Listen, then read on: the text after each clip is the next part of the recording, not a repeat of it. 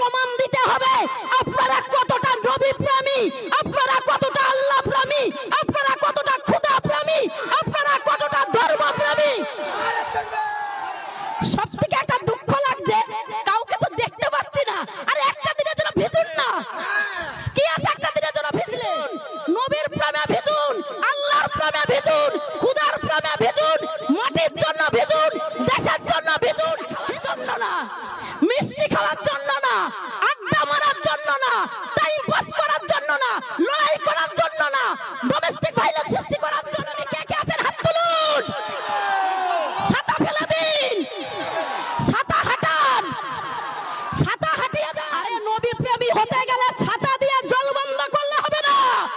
পাল্লা পড়ে যে গাদ্দাররা অন্যায় অপরাধ কথা বলছে বিশ্ব নবীকে, তাদের মুখ বন্ধ করুন। জনজনা দেখেছেন, খোদাকে যদি আপনি মানেন, আল্লাহ রসুলকে যদি মানেন, ঈশ্বরকে যদি মানেন, প্রত্যেক ধর্মকে যদি মানেন, মাটিকে যদি সম্মান করেন, এই ভারত মায়ের মাটিকে যদি ভক্তি করেন, দেখেন মালিকের মার দুনিয়ার বার। এত বৃষ্টি হচ্ছিল, এত মেঘ করেছিল, দেখুন আপনাদের এই ভালোবাসার জন্য বৃষ্টি অব্দি হেঁটে গেছে। আর কোথাকার মাইনাস, আর মাইনাস 56 ইঞ্চি ছাতির প্রধানমন্ত্রীকে আমরা পারবো হটাতে, তাই তো?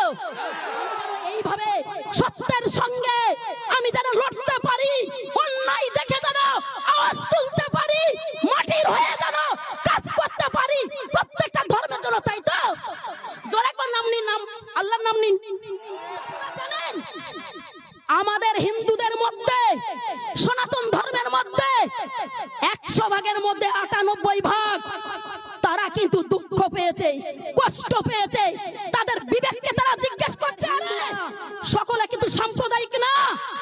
সাম্প্রদায়িক যদি হতো তাহলে কিন্তু আপনারা দেখতে পারতেন না যে এই প্রতিবাদ সমাবেশে আমার সনাতন মায়ের সন্তানরা অনেকেই প্রতিবাদ করছে। আমার মা এবং নবীন কুমার জিন্দালকে আইনের আওতায় এনে, ভারতের যে সংবিধান আছে, ভারতের যে ল আছে, ভারতের যে আইন আছে, তাদের আওতায় আনা।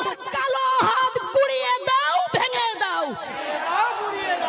নুপুর শর্মার কালো হাত গুড়িয়ে দাও, ভেঙে দাও। নবীন কুমার জিন্দালের কালো হাত ভেঙে দাও, বিশ্বনবীর অপমান মানছি না, মানব না। বিশ্বনবীর অপমান